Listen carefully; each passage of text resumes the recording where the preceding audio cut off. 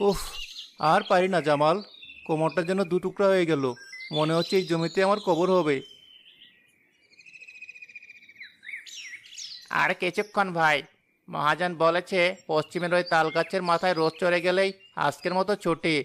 তারপরেই মিলবে আমাদের সারাদিনের মজুরি।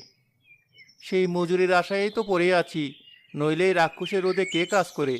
দেখেছিস, চামড়াটা পর্যন্ত পুড়ে যাচ্ছে। মনে হচ্ছে যেন কেউ গরম লোহা চিয়া চেক দিচ্ছে। পেটের আগুন নেভাতে হলে এই আগুনের সাথে লড়াই করতে হবে ভাই। আমার ছেলেটার মুখটা যখনই মনে পড়ে সব কষ্ট ভুলে যায়। আজ টাকাটা পেলে ওর জন্য বাজার থেকে একটা লজেন্স কিনে নিয়ে যাব। আর আমার মেয়েটা, সে তো সেই সকাল থেকেই বলে রেখেছে, বাবা আমার জন্য আলুর চপ নিয়ে আসবে। ওর মায়ের আবার আবদার, আজ রাতে একটু ভালো মন্দ খেতে চায়। রোজ রোজ নুন ভাত আর ভালো লাগে না। ভাবির কথা ঠিকই। আমরা তো বাইরে কত কি দেখি, কিন্তু ওরা তো ওই চার দেয়ালের মধ্যেই বন্দি থাকে। ওদেরও তো একটু স্বাদ আহ্লাদ করতে ইচ্ছে করে। ঠিক তাই। চল, আর কথা না বাড়িয়ে কাজটা শেষ করি। যত তাড়াতাড়ি কাজ শেষ হবে, তত তাড়াতাড়ি মহাজনের কাছ থেকে টাকাটা পাবো। তারপর সোজা বাজারের দিকে দৌড় লাগাবো। তারা দ্বিগুণ উৎসাহে আবার কাজে লেগে পড়ে।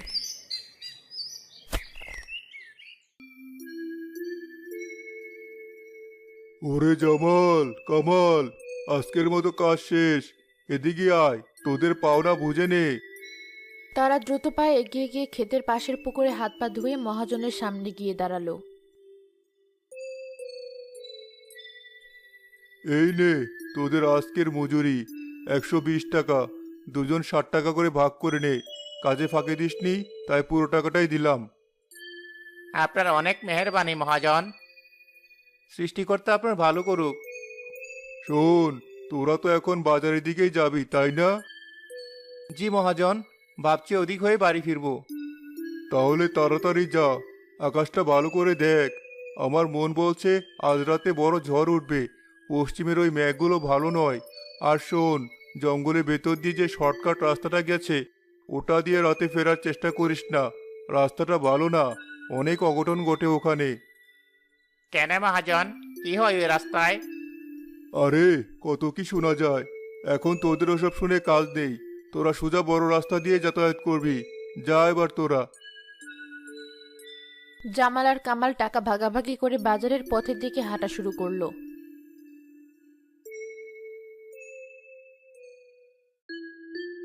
চল ভাই, আগে মেয়ের জন্য আলুর চপ আর ছেলের জন্য লজেন্সটা কিনে নেই। তারপর বাকি টাকার হিসাব। আরে দাঁড়া, আজ আমার মাথায় অন্য পরিকল্পনা ঘুরছে।